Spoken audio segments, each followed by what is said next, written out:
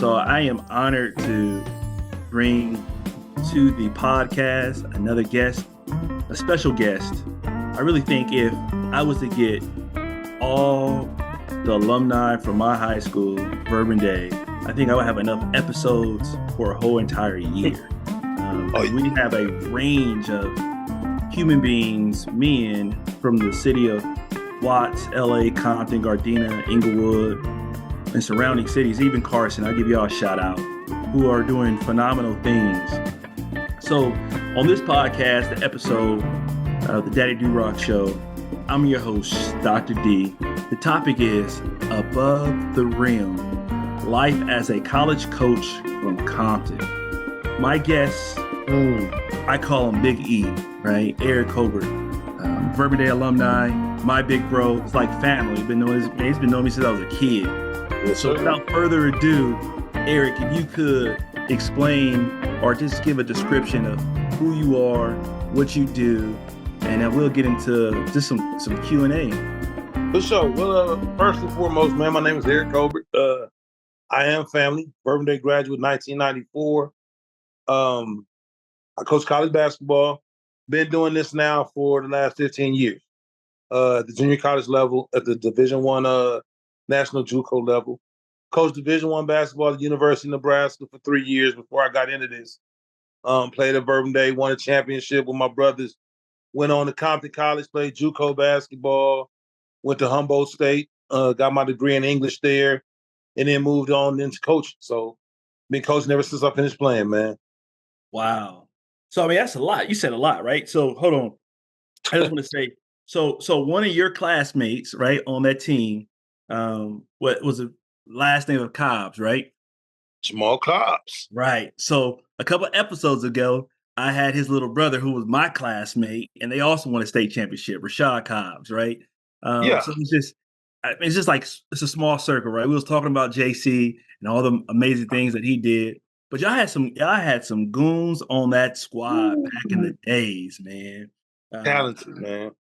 Talented. I mean, some folks that went to the league, some folks who played college ball. I think one of the greatest point guards that I ever seen, like obviously, you know, Yogi is one of the ones that I didn't see Yogi playing in high school, right? But a dude that was on your team with you was I think it was Damian Williams. Dion Williams. Dion was, I think, to me, right? I don't care what anybody say, he gave Baron Davis the business in front of my eyes. Now, Baron Davis was a little younger than him at the time, but Dion gave Baron Davis the business. People don't, Dion Williams is probably one of the most underrated players that was at Bourbon Day. Like, people don't realize, like I tell people all the time, in high school, Andre played the 4. So he was a power forward. Andre was a power forward, and Jamal Cobbs and Dion Williams split time at the point. But Dion was a dog. Like, Dion was a sophomore when we were seniors, so he was behind us, but he played his freshman and sophomore year, man, and you knew it back then. Like, that dude was special, man. Right. Yeah. Dion was special. As a freshman, seeing him, you know, it blew my mind open. So you left Verb and you went to play basketball. You was a hooper, right? You went to Humboldt State. You went to Compton College first, you said, right? Went to Compton College first. So when I finished at Bourbon Day, man, it's weird looking back on it. So when I got to Verb, I transferred into Verb as a sophomore. I didn't start off there. I was at Brethren. And I had to get out of Brethren. I kept getting in trouble. So my dad was like, listen, I know where we're going to go. He took me up there on a Saturday. It was a blue and gold scrimmage. It was girls everywhere, barbecue, parents. Come back on Monday, there's not a girl in sight. Heartbroken, bro. I'm like, oh, he got me. So he got me at Verb. I'm mad. And man, the first week I was in school there, bro, I'm walking across campus, and Troy Marshall, who now is like a music exec or something. Okay. He was a football coach back then. Okay. And he walks past me. He's like, hey, man, what position you play? I'm like, man, small forward and power forward. He's like, no, man, I'm talking about football. I'm like, man, I ain't never played football in my life. And he was like, you play basketball? He's like, yeah, you're going to play football here. So the crazy part is, and I tell people that, like, they got me to the football field. And the first year, man, I ran from it. I'm talking about when I say ran from it, I was one of them dudes, like, you'd be like, man, what is this dude doing? Like, I'm not putting on my pads right on purpose. I'm kind of standing over there in the corner by the gate. And Right. Daddy Max, man, we went to play South Torrance. I'll never R.I.P. forget. Daddy Max. Yeah, that's my guy, man. I miss that dude. Daddy Max say, Colbert, go get 52. I'm like, 52? Oh, what does that mean? I'm running there. Right. I'm like, 52? Like, who is it? So he put me at nose. Say, bro, this is how much I knew about football. I stood up over the center. Like I was the linebacker and I was blitzing. And I take off thinking I got a clear shot. He cut blocked me. Daddy Max cussed me out from the second quarter till he got back to Bird. So it was crazy because, like I said, I didn't take it serious. Whole sophomore year, I BS'd. And then my junior and senior year, I played both ways. Played offensive tackle, defensive tackle. And it took off, but it was easy. You know what I mean? Like, I enjoyed it. But what happened was when I finished playing basketball, everybody thought I was going to go play football. Like, I went to all the combines. Everybody was recruiting me. And I'm like, hey, man, when I took that Bourbon Day helmet off for that last time, it was over. Yeah. And like, nah, man, you got too many opportunities. So I actually sat out of here. I went to Southern University first. Okay. I went to Southern because, like, at the end of the day, I know I could play there. Like, So I went over there to play football, went to the first day of practice, called my dad, like, hey, man, I need a train ticket, man. I'm coming home. Told you I wasn't playing football. This is not for me. It's hot out here, man. Like, y'all got to get me up out of here. So went back to LA, man, and went enrolled in Compton College and was blessed. It was funny, man. Got to Compton College and our head coach was a Bourbon Day guy. A guy by the name of Rudy Washington, who was a Division I coach, and they come back. But he was there. He was at Verb in the 70s when they were taking off. So I played for Rudy Washington for a year. Played one more year with the Humboldt State, man, and I fell in love with being out the area. When I got away and got to Humboldt, it was a beautiful thing, man. Man, so I appreciate that. So I just want to go back, right? So you're talking about you came to Verb in a sense like a high school recruiting trip, your freshman year going to your sophomore year, and it was the blue and gold, right? So it's like an alumni day where the alumni are playing the current students. I remember we had an opportunity to do that. But you said there was a whole bunch of girls there, so they probably had girls from our sister schools at the time, Regina Chaley, I think St. Michael's was still open. St. Michael's. And then we'd be fortunate if we get, at that time, probably some of those St. Mary ones, right? Yes. Hey, just got to be honest, man. That was the school there, bro. Hey, shout out for St. Mary's, man. Shout out St. Mary's, man. Hey, St. Mary's Academy. Hey, they still going hard, right? They had the ties, with the blue tie, the red tie, the green tie. You had your St. Mary's girl, you had you one, bro. For real. So you get there, and all of a sudden, they didn't give you the disclaimer that Bourbon Day is an all-boys school, right? So Bourbon Day is an all-boys school in the middle of Watts, right next to Nickerson Gardens projects, housing project, right? Bonnie Hunter Watts, right? For real, yeah. And back in those days, in order to get to the Verb from wherever you were in the city, right, you went through so many different rival territories just to get to a safe spot, right? Because you got you were safe, you know? Yeah. So you get there, that on that recruiting trip in a sense, right? And then that Monday you get there and it's like, man, it's nothing but dudes here, right? So I just want to put that out there that Bourbon Day is an all-boy high school, but it has produced some great men in this world.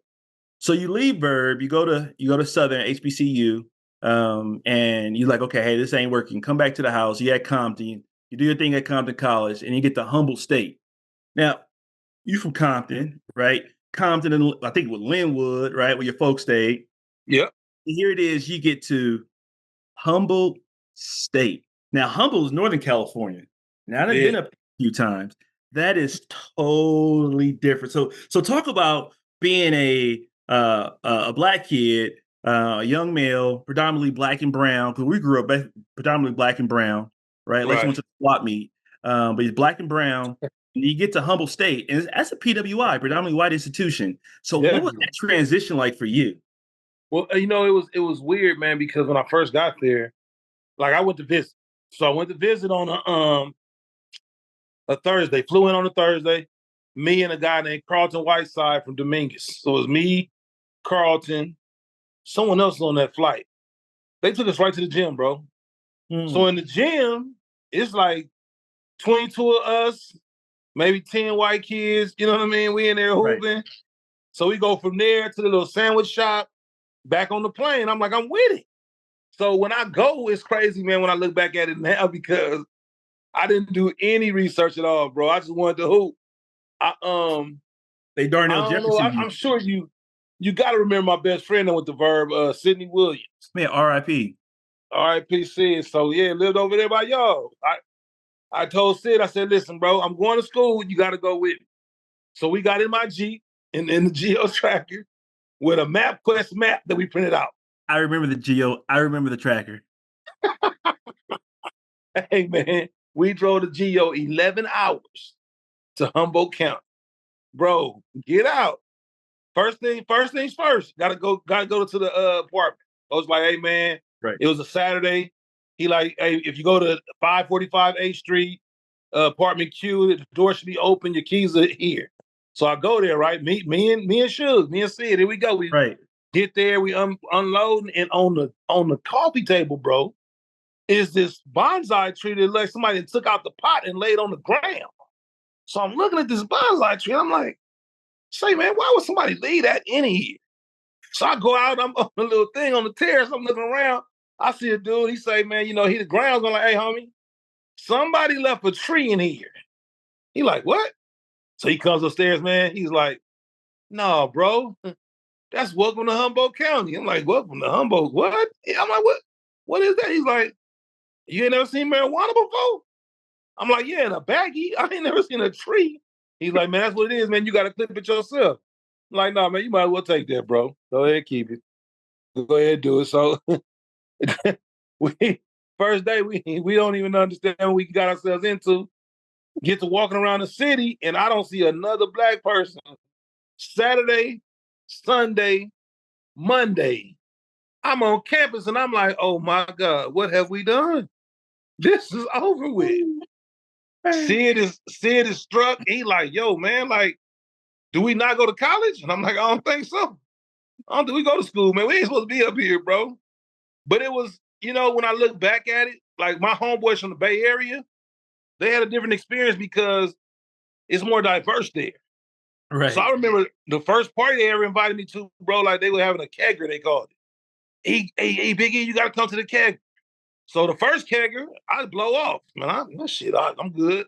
Yeah. Kegger come back again. So the homies from the Bay like, man, what's wrong with you, man? I'm like, say, dog, I ain't never partied with no white people, man.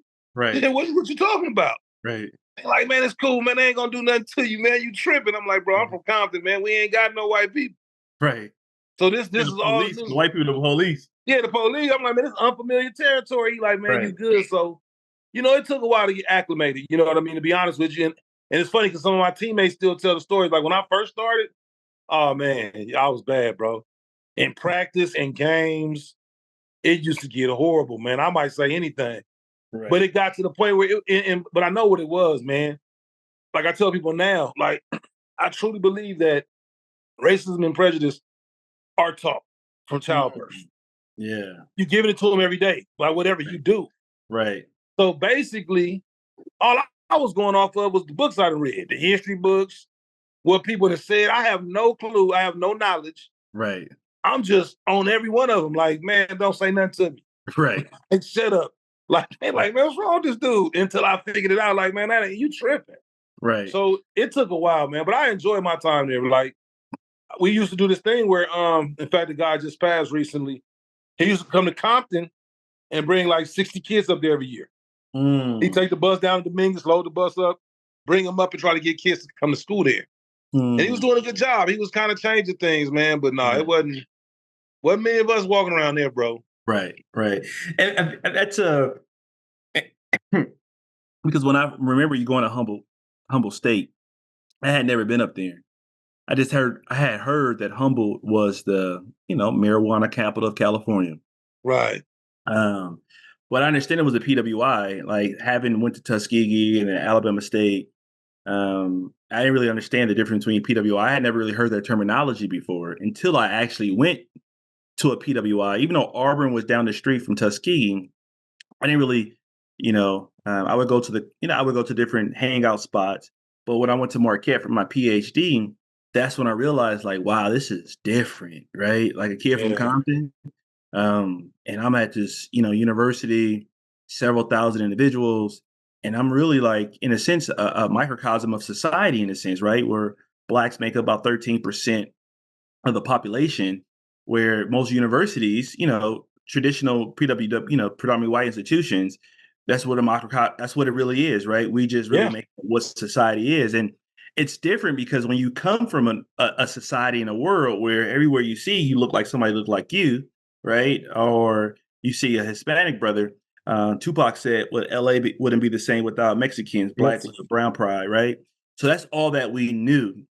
So I Right. think it's one of the reasons why I wanted you on this podcast is really to kind of talk about the evolution of your professionalism, but staying true to who you are as Big E, right?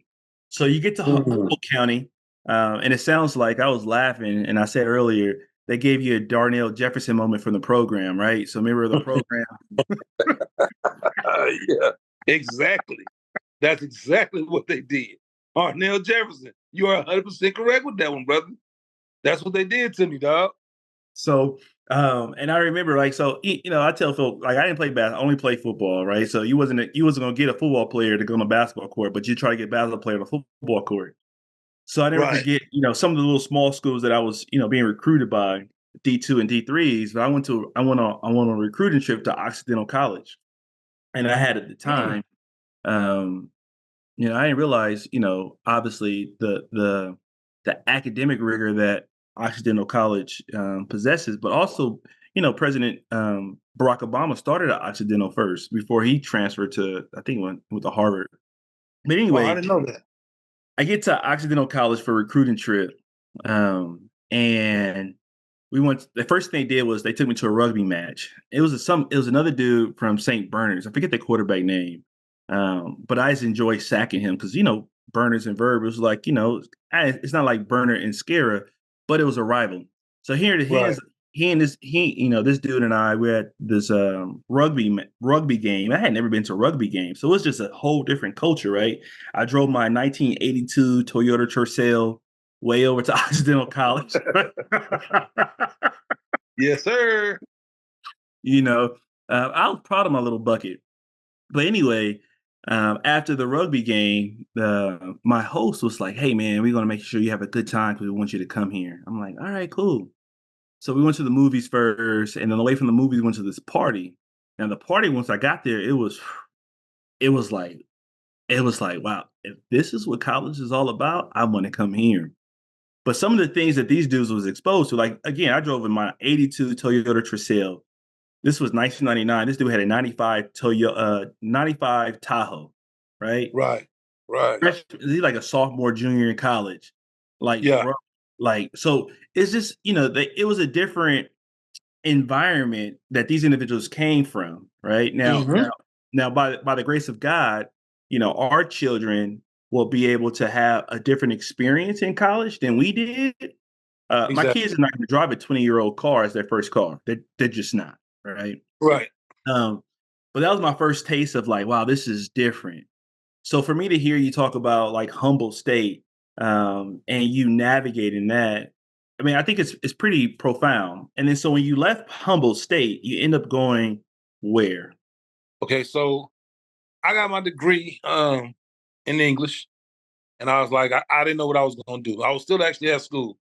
When Andre got drafted, Now, Andre is who? Andre Miller, that went to Bourbon Day Yogi, when he gets drafted and he played the first year in Cleveland, well, first 2 years, Okay. right? This is about the time I'm finishing up, and he like, hey man, like I'm finna move to SAC, man. You might as well come down here with me. Cause I was just up there. I was working like juvenile corrections, Mhm. hating it, and making great money, but I didn't like it. So Right. that wasn't gonna be me. And he's like, man, come down here with me. So I moved to Sacramento with him and started doing workouts. And Okay. like I tell people, because a lot of college coaches don't believe my story. Like when I went down there with him and we started working these kids out and we're working out, we actually had a kid that ended up being like top 50 in America. Nice. So when he decided to like where he's gonna go to school, he didn't trust his AAU coaches. Mm-hmm. His daddy was like 70. He like, yo, Mm-hmm. my dad don't know nothing. Mm-hmm. Dre is in the season. Right. So he like, man, can you come over here with me? So I go over, man. I never forget. It was a used car salesman from the University of Nebraska named Scott Spinell. And he's a friend of mine now, but he was talking so fast, bro. I didn't understand what he was saying. I was just like nodding, like, yeah, for sure. And but one thing I did hear him say though was, man, we're gonna let you shoot the ball 15 to 20 times a game. Uh-huh. I'm like, say, man, you are a selfish kid. If they gonna allow you to shoot that ball 15 to 20 times a game, that's where you better go. So Yeah. true story, we're sitting in there and he's talking to Scott. We go get something to eat, sitting in his parents' house. His phone rings. He goes outside. The kid does. He comes back. Hey, Coach E, can you come here for a second? I'm like, yeah, what's happening? I walk outside. He like, hey, man, Bill Self is on the phone. Kansas is going off. I said, hey, man, hang up the phone. Bill Self is going to have an All-American. He missed this year. He will get him next year. You will never see the floor again. Right. Trust what I'm telling you. Go with this guy that's going to let you be selfish because he know who you are as a person. Right. So long story short, the kid signs in Nebraska. Mm-hmm. 2 weeks later, Scott Spinelli calls me back. Say, E, we got a problem. So what is it, man? He say, I'm actually taking a job at Wichita State. Mm. Oh, man, congratulations, man. Good job, man. And he's like, yeah. He's like, so we got an issue. I said, well, do we need to get him out of scholarship? He said, nah. They need you to come on and be player development. Mm. I'm like, at Nebraska? Say, dog, I don't have no coaching experience. He like, I already talked to the head coach. He said, man, we want to fly you out next week. You know what I mean? And make it happen. Right. And I tell people this like, hey, man, you believe in divine power, man. God is something else, bro, because I had no clue. And I go out there, I fly out, I got a suit in the car. So I meet the head coach, real cool guy. He asked me how much I'm making. He said, hey, man, I can double that. You know, he like, I can give you this much through camps. He explained it to me, breaking it down to me. I'm like, okay, well, what time do I need to be back for my interview? He's like, interview? Man, this is the interview. Do you want the job or not? I'm like, well, I got my suit, man. He like, man, you don't need no suit, man. We wear them during games. Do you want the job or not? I'm like, shit, yeah, I want the job. He's like, then it's yours. He's like, period. He's like, there's only one other player. At that time, there was only one other player development coach in America. And that was Danny Manning. He was at Kansas. Okay. So he gave me everything Danny Manning did. He had a breakdown and told me to circle what I wanted to do and X out what I didn't want to do. Wow. Like, this is how much love they have for me. Wow. So I took the job, bro. Took the job, went down there, and the guy quits the first week I'm there. He gets the AD job at Butler. He the one to turn Butler around. So he goes to Butler. So when he goes to Butler, it's unbelievable. Like the AD, like it went crazy in Nebraska. They coming to me every day. Hey man, you know, keep the kids here, you know, work them out, you know, be their best friend, and we're gonna look out for you. And he said, we'll let you know before anything happens. So man, I'm working the kids out totally illegal every day. I'm on the floor. We ain't supposed to be. I don't care. I don't know nothing about compliance. I'm just out there. And should I walk in one morning, man, and it's a stage on the floor. I say, hey man, what's that stage doing on the floor? And the guy, because I know him right now, he like, hey man, hey coach, man, they finna announce a new coach here in about an hour. I'm like, man, dude told me they was gonna tell me. So that day, tell you how God works again. I wore a Bourbon Day basketball t-shirt. Okay. So I'm standing on the baseline. I don't know anybody from anybody. Right. The guy they're hiring, named Doc Sadler, walks straight to me. Hey, bud, what do you know about Bourbon Day? I was like, I played there, but I don't know who he is. Like, right. So it may have come off a little cocky or whatever. I'm like, man, that's where I played at. He's like, man, he's like, who the best player to go to Bourbon Day? I said, see, if I was a dumb kid today, I say Andre Miller. I say, but it was Raymond Lewis, dog. Raymond Lewis, the legend. Yeah. So when I said Raymond Lewis, he goes into 20 Raymond Lewis stories. And he's like, his best friend was George McQuarn, who coached Raymond Lewis. Wow. Who also daughter is the girl that just was married to or dating Dion. What's her name? The singer. Okay. Pebbles or whatever it is. Yeah, That's whatever. That's George McCorn's daughter. But George was the verb coach. And so he telling me about George. I knew George's name, but I didn't know George. So then he said, man, what do you do here? And I said, man, I'm the player development coach. And he's like, oh, you who they were telling me about? He's like, I don't have one of those on staff, man. So you good. He's like, let me do this press conference. And we're going to talk after this press conference. Mm-hmm. So he get up there, man. He tells all the lies. We're going to play baseline to baseline. We're going to play fast. We're going to do this, that, and the third. Knowing you at Nebraska, you ain't got that kind of talent. So I'm just sitting there listening to him. We go in the locker room after it's over, and he say, man, hey, man, like I said, first of all, you went to Bourbon Day, so I know what you stand for. And I respect George and everything I know about Bourbon Day, so it's your job if you want, right? True story, look how silly I am, though. I know nothing about coaching. Right. So he says, we got 7 kids on campus. He said, I'm going to fly to Australia in the morning because we got a 7-2 kid that's all at the time it was in the Big 12. All Big 12 performer, I got to go get him to come back. So I'm like, all right. And I thought about it. I said, oh, man, we got a problem. He's like, what? I say, me and Andre and his mama got a camp in Valencia tomorrow evening. I got to fly out in the morning as well. Hey, bro, he never said nothing to me. Oh, man, go ahead on. Go ahead on. Call me when you're in L.A., right? So I fly and do the camp, JR. Years later, he would tell me, he say, hey, man, if you hadn't had a Bourbon Day t-shirt on and you had told me what you told me, I'd have fired you on the spot. Wow. Because it was such a big deal for me to go to Australia. I needed somebody to hold down the fort. It's just me and you. He like, and the first thing you told me was, hey, man, we got a camp in L.A. I'm finna go do. I'm leaving too. And he had me, I was in Vegas at a AAU event. Yeah. And it's me and like 7 Division I coaches around. And we're sitting there, he tells the story. I'm thinking to myself, why is he telling the story? And he asked each and every one of them, hey, what would you have done? Fired him. Everybody fired him. And I'm sitting there like, damn, they talking about me. Oh no. Yeah, we good. So that's how I end up in Division I coach, man. That's what got me to Nebraska. Wow. So here it is, man. I don't think, like, for me, even when I knew you was at Nebraska, right? A kid from Compton, like, we see Nebraska back in the days when we were in school. Nebraska was that big, Big 12. Yeah. It was always Nebraska and Oklahoma. Yep. And one of the dudes from Nebraska, Lawrence Phillips, rest in peace, right? Was from Lawrence Phillips went to Locke? I forget what school. No, he was San Diego.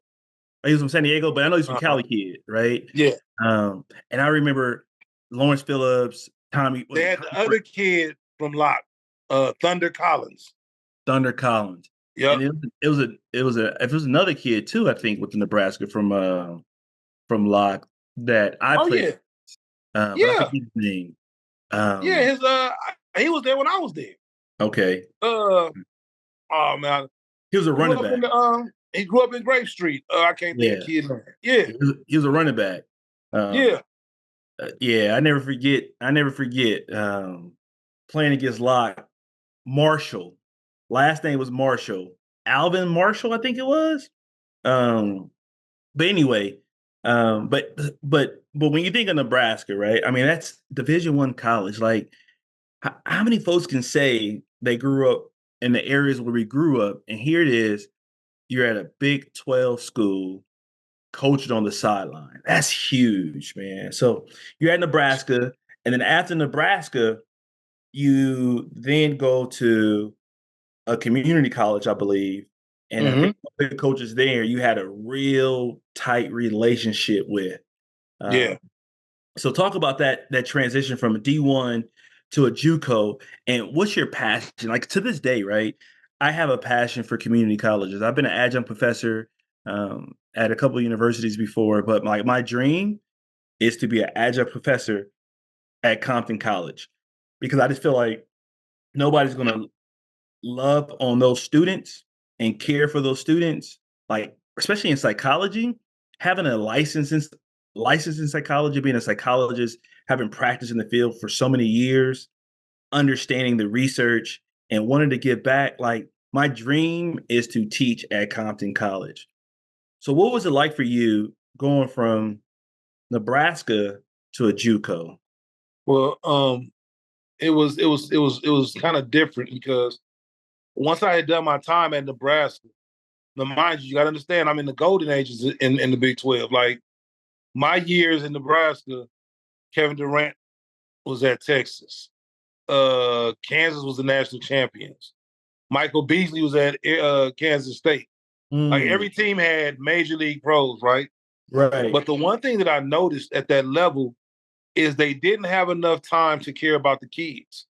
Like it was just about wins and losses because the contracts were so big, no one wanted to get fired. Right. So what happened was like, I wanted to get some recruiting experience. Mm-hmm. And I asked, the head coach, Doc, I say, man, what would be the best thing for me? He's like, man, you should go down to JUCO for a year, get on the road and really recruit and come back. So once I got to the junior college level at Navarro College in Texas, man, I fell in love with it because there it was bigger than just basketball. Right. Now, instead of just coaching the X's and O's of the game, we're doing mentor programs. Right. We're taking times with these young dudes that's from these urban areas and trying to teach them different ways to get away from what they've been accustomed to. So now it's bigger than basketball. And like you said, like I got a chance to coach with a guy who, that's still like my brother. I respect him so much. He believed the same way that I believe. You know what I mean? So it was easy. He was from the inner city of Waco, Texas, come from the same kind of environment. But he was a guy who he believed in making sure that these kids were held accountable and doing the right things. So when we got together, our first year, right off the bat, we win a championship. We go to the national championships, losing the second round, right? We come back. We come back for our second year, and now it's my turn to recruit, right? Right. So I go straight to LA. I go get Marcus Ferguson, little brother Sam, who was at Milliken. I go and get a kid named Leon Gibson from Sarah, of all places, a 6'9" kid. Yeah, Scary. Yeah, still mad about that one. Yeah. Go get him. And I got a kid that was my ball boy at Humboldt named Greg Allen, right? Hey, man, not only do we win the championship, we win 32 games and get to the Final Four. Wow. And we a minute away from playing for the national championship. We had a kid blow out a knee on like a weird possession, and we would have been the national champions, honestly. So off that team alone, there were 11 kids that signed Division I scholarships. Wow. And I could kind of see where, like, okay, I can make a difference at this level. Yeah. But once again, I go back to faith. The next year when we got ready to, when we finished, we finally, our first 2 years won championships. Our third year, we didn't. We had too many injuries, right? Okay. Marcus Ferguson's little brother, Sam, was graduating. And his dad... Marcus Ferguson, who went to UNLV, right? No. Marcus went to Verb and went to Long Beach State. Okay. So he was here in Group B. Yeah. You know who he is. Okay. But they stayed across the street from me, like from my mom and dad. So I've been knowing him my whole life. And his dad used to be an assistant pastor at Love and Unity over in Compton. So it's crazy, man. Like we go to graduation and we're standing out there and his dad's standing next to me. Mm-hmm. And he was like, job well done, son. Thank you for getting him over the hump. And I was like, no problem, man. That's what I was here to do. He said, I want to tell you something. He said, do you remember when you was a kid and I told you had a calling on your life? Bro, and it's crazy because I can go back to that day still right now. That dude told me that. I was so scared. I ran out the house, ran to my dad. Like, man, Mr. Ferguson just told me I'm going to be a preacher. And I'll never forget, man, I miss my dad, man. My dad said, man, Don can't tell you that shit. It was like, did you sit down and talk to the man upstairs? Man, Don can't tell you you're going to be a preacher, man. So when he says this, I say, man, I went and told my dad, right? Like, I thought you said I was going to be a pastor. And he said, no. He said, man, I'm going to tell you something. Ever since you were a child, you had leadership skills. If the kids wanted to play football, basketball, they had to do what he was doing. There's no go down the street. It was and they did it without question. Yeah. He's like, and I could see that. He's saying now it's a trip watching you with these kids. You recruit these kids and they vibe with you, like all of them. Like they come to you for everything. Right. He's like, look at my son. And I never thought of it that way, bro. And he was like, man, this is what you do, man. Don't ever let anybody talk you out of your calling. Yeah. And that's why, like I tell people, I've been in it 15 years. Like the championships are great. I mean, we won 8 now in 15 years. 8 championships. Yeah, I've been blessed, at the man. JUCO level. At the JUCO level, we've gone through 15 years. I've been in the national championships 4 times, and I won 4 regular season titles. Wow. So it's been a blessing. But it's like, you know, I look at it and I tell people all the time, like, the reason I do it is because I get the satisfaction of seeing kids. Like, I got guys now who not kids, they 30 years old almost, with families. And they bring their families to the games like, Coach, like, he don't know what you did for me. And some of the stuff, not saying I forgot what I may have said or how I may have treated somebody, but man, I treat them all like they my own. You know, like they're my kids. Because I think they need that. So I think it's, as you're talking, right? And this month being June 2024, but every June is, you know, this month is Father's Day, right? In June, but Fatherhood Awareness Month. And one of the things I've been blogging about recently is just the importance of fathers, or father figures, right? Because fathers are not always necessarily biological. So sometimes men birth children, or not birth children, because we can't do that. Women do that. And I'm glad that they can do that. But we help create children, and we're there. We play a part. And I think it's important for every child to have a male in their life in some capacity, even if your father is still there, right? So I think about going back to just like in my middle school years, my high school years, especially at Verb. That's where we have that similarity. The me and Verb, even though we had fathers that were active in our lives in some capacity, right? Some more than others, but it was still the men at Verb that showed us those qualities of what it's like to continue to operate in your passion, right? Exactly. So here it is now, I would say 10 years later, right? Even though it ain't been 10 years for you, but all these years later, you're emulating what was done or showed to you at Verb. Definitely. Man, me and Coach Lalo used to have the most in-depth conversations via text. And I tell people all the time, the biggest compliment I got was from him, because I was thanking him, basically. And what he was telling me was, hey, man, like, you always had it in you. Like, you just didn't see it. He's like, I watched what your dad did, and all we tried to do was add on to what your dad did. Right. But, man, they were so tough on me, man. Like, JR, bro, I really did not like football. Like, I promise you. I love watching it. I did not like playing. And my senior year, I was the captain, right? And Coach Lowe and them didn't watch film. They're like, hey, man, like, we got a problem. Like, every time the players went away from you, you quit on it.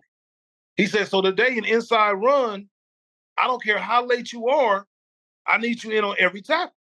So, man, for the first 5-6 minutes, bro, I'm good. I'm diving on people late. I'm whatever. Just, I'm there. Dude who fell out and fell on top, but they want to fight. Hey, man, take it up with Lowe, man. Lowe told me what to do. Yeah. Same. And David Williams can attest to this. Man, they ran a play. And it was straight, it had to be in the B gap, but the dude went straight up the middle, bro, and no one tackled. So he's gone. So I might have taken off by 5 or 6 steps. I'm like, bro, he's gonna score. Like, so I stop. And I go back to the huddle and I got my head down and I hear Lowe say, Colbert, what'd I tell you to do? And I look up. And when I look up, he slapped my helmet, right? So when he slapped my helmet, I look back at him, not slap my helmet. Now I'm mad. Now I unsnap the helmet, man, y'all can have this shit. And I go to the locker room, right? So I'm walking over to the field house, man. And I saw my dad's car, but I didn't see my dad. So I go in there, I'm taking all my stuff off, man. I'm hot, bro. I'm hot as fish grease, man. I'm so mad at Lowe. And my dad walks in, he's like, man, what you doing? I said, man, you didn't see what they did to me? Shit, I got slapped twice. He was like, tell me what Lowe asked you to do today, son. I said, man, he said, on inside run, I need you on every tackle. He said, well, were you in on every tackle? I said, Dad, The dude ran for 60 and scored. What do you mean? We should have been on the other end of the field where he couldn't go only 10 yards. Dude just ran 60 yards, bro, through gopher holes. I'm not chasing him. He was like, so you're just not going to do what the man asked you to do? Huh? He said, say, man, let me explain something to you. You try to follow directions as much as you can, man, and you ask questions. He said, but I'll tell you this. We don't quit anything we do. So you might as well put them pads back on and get back out there. Man, I'm in there hot, bro. I put my pads back on. I'm thinking when I get out of here, Lo and them gonna like lay off me, right? Because my dad is here. Oh no. He tell David Williams and them, hey man, hey, we don't even want to talk to this dude. Get in the bench, put the bench on his back first. He got to run the full field 10 times. Then he got a bear crawl the field. Then he got a Dallas Mile by himself. Hey man, hold up. What? Hey man. But I told Lo, I said, Lo, that day, bro, it could have made a break. I could have broke. I said, now my dad was part of the reason I didn't break. I said, but once I came out there, I still could have quit, man. I could have laid down.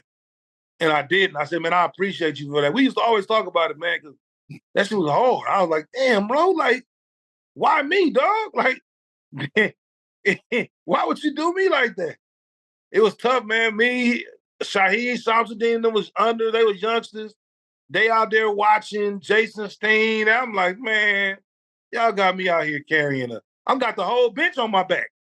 The bench is on my back. My arms over the bench. I'm running. Well, actually halfway walking. I'm like, damn, Lo. And he like, listen, man. He's like, you got to be able to follow instructions. Say, dog, the dude ran for 60, man. Still ran for 60. But I look at it now when I'm coaching other kids and I see it, bro. Like, I see how I want them to run through the wall. Right. And I'm able to get them to do that now. But It's crazy, man. It started with Lo, man. Like, I go back to Bourbon Day, all them dudes, man, from Lo, Coach Ernie, Lo's brother, man, all the dudes are father figures. I look at them all as fathers, man. You're right, man. So big shout outs to Coach Lalo Mendoza. Yes, a legend in the LA area who passed away last summer. Coach Lowe was a father figure to so many. And I'm just laughing like damn near in tears when you're talking about Lowe, because Lowe, one thing about Coach Lowe was he was consistent.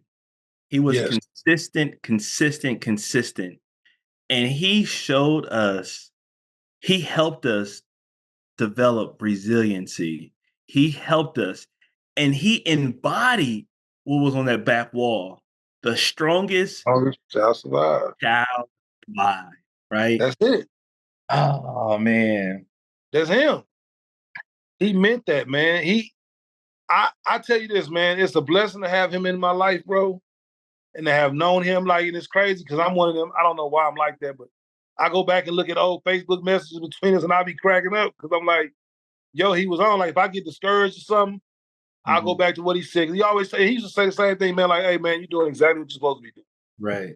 He like, if I would have imagined you doing something, this is what I would have imagined you doing back then. Man, that's awesome. And so as we start, man, because we could talk all day. I can't believe it's almost been an hour. But two questions that I have for you, E. One is, what advice would you give to young people, right? Because nowadays, you mentioned AAU when you was going around and doing some recruiting. Now, I'm sure, I know for a fact, AAU has evolved significantly from the early 90s, mid 90s, the late 90s, 2000s to where it is today.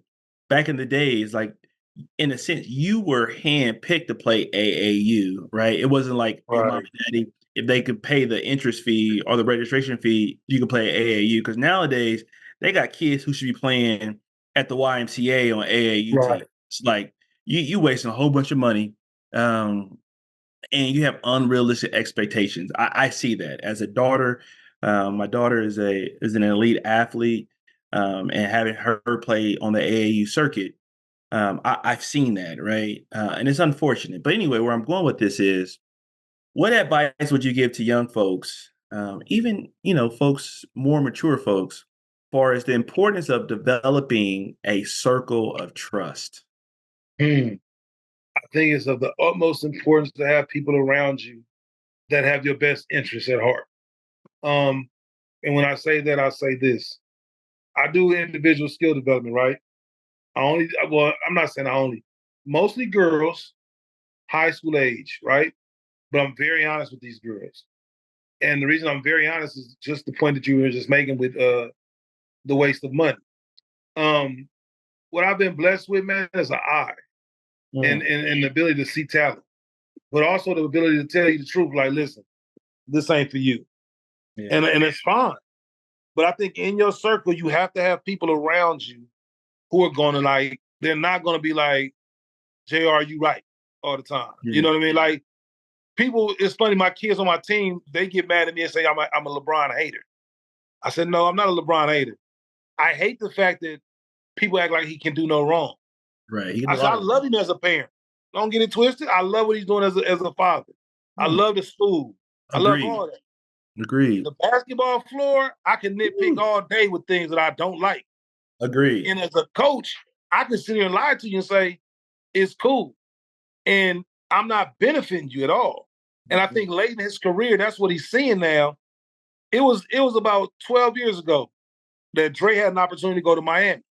Mm-hmm. And they wanted to do a trade. And Dre told his agent no. Mm. His agent was like, why? He's like, because what they're going to do is LeBron going to bring the ball to the floor. They're going to put me in the corner. LeBron going to dribble to like 5 seconds left, pass it to me. I'm going to miss a shot. And they're going to be like, Andre Miller forgot how to play basketball. Andre Miller can't shoot a basketball. When the fact is, I'm a point guard. Why am I standing over here in this corner? Because y'all won't tell him that if he get over here in this corner, he would be better than I am in this corner? Because he don't want to do that. Right. See, and I think in that circle, you have to have people, and that's not just with sports, that's with anything. That's what sports is. Yeah. It's basically, it's teaching you how to live and how to work and how to do different things. Right. You got to have people around you in your circle that care about you enough to tell you, hey, when you messing up. Tell you the truth, but tell you when you know what I mean? Oh, you made a mistake, man. Don't do that again. And I find like a lot of the top athletes, like my sister's son is the little one is like the number 3 8th grader in America right now. Nice. But the thing is, everybody pat him on the back right now. Yeah. And I'm like, man, stop doing that. Right. Like he got to get out here and grind. He got to get out here and get punched in the mouth. Because what ends up happening is if he never gets punched in the mouth, when he does get punched in the mouth and he don't know how to respond, it's over anyway. It's a wrap. So let's get people around him right now doing it, punching him, so we can get him right. Right. And that's what you need. You in your circle, you gotta have people like I got a tough circle of friends. Yeah. Small but tough. And we all honest with each other. Like I tell people all the time, people are like, hey man, like Dre this, Dre that. I'm the one that was the worst, bro. Like I'm talking about in high school, we first learned about chromosomes. I'm like, bro, you was one short. You was right there. Like you was teeter-tottering. You know what I mean? Or when he was dating the girl, I was like, nah, bro, like she after your money. Like I'm the one that's gonna always tell the truth. Right. But I give that because that's what I want to give it in return. Right. You feel me? So I think that in your circle, you gotta have people like that, man. You gotta have people who have your best interest at heart and don't mind telling you no. Yeah. I appreciate that. And it leads to my final question for you, right? It seems like you are truly operating in your passion. How would you, because I guarantee back in 94, when you was playing basketball, state champion, you weren't thinking about being a college coach. You wasn't thinking about being a player development coach or assistant in Nebraska, the University of Nebraska. So at what point did you realize, like, hey, this is my passion, right? Like your neighbor's dad told you, in a sense, prophesied what you was going to be. Like, oh no, that ain't me. But he saw something that you didn't see, right? But here it is now. In a sense, you're operating in that. So, what advice would you give to those who are listening about finding your passion? I wish I would have found it earlier. I wish I had known. I always knew I loved the game. Like I played basketball before I went to elementary. Before I ever went to Compton First Christian, I played on 2 Linwood Park teams at 3 and 4. You know what I mean? So I was always into basketball, but I think you got to find what you love to do, whatever it is. You know, I got my degree in English, right? It was a breeze for me. People be like, man, how you? And I'm like, listen, at Verbum Day, we started writing poems during the riots. Mm. I won a contest. Every one of my essays, Coach Kern was like, man, that's an A+. So I knew I had a gift. That's easy for me. Yeah. You know what I mean? So it made college easy. But when you find something you love and you love to do, man, my dad told me that a long time. Hey, man, you'll never work a day in your life. And I don't feel like I work. Like I don't stress. Like recruiting is. I told the coach the other day, we lost on a kid. We got a kid out of LA. We lost on a kid out of LA. And he was kind of frustrated. I said, Coach, we're gonna get exactly the kids we're supposed to get at the end of the day, and we're gonna be able to rock. Like you gotta find that. But I think too many people now today in today's society, not just today, I think they measure success in dollar signs. They measure success in, I'm making 100,000, 200,000, but they don't understand that doesn't bring about happiness. No. Like I love going and looking at these kids every day and seeing where they start off at and where they finish. You know, when they attain hey man, he got a degree. Like this kid had no chance. Yeah. You know, and giving them opportunities and watching them fulfill them, or talking to a parent. Like I had a kid, the kid from Humboldt County that played for me, right? He ended up going to USC, got a great degree. I did not want him to go to USC. We argue like cats and dogs every day about him signing with SC, right? And his mom called me one day out of clear blue. And she's like, Eric, I want to tell you something. She's like, I was just as mad as you were when he chose USC. And I knew why you were mad at him, because you had put so much into him, and then he did it without communicating with you. She said, but I want you to know something. USC was his choice at birth. He was being a USC fan. Yeah. She's like, you probably didn't know that. She's like, but I'm going to tell you something bigger than that. His father has never taken the time to even go back and forth with him like you did. You are more of his father than he was. Wow. And the difference you made in his life, she's like, he didn't want to let you down. The reason he didn't tell you, he didn't want you upset because he cared what you thought. She was like, and I watched him get that degree today because he graduated from SC. She was like, and he was like, he just wanted you to be. And for me, those are the things that like are most important. Like I probably will never make $500,000 or $1 million again or whatever, unless I get lucky. Yeah. But what I can do though is get the fulfillment of watching these kids attaining their goal. Yeah. And that's what I'm in it for, bro. Like even the championship, I tell them the championships don't mean I want to win every year. Yeah. But to see you guys grow as young men and as basketball players and see you get your degrees, that's what I'm in it for. Yeah.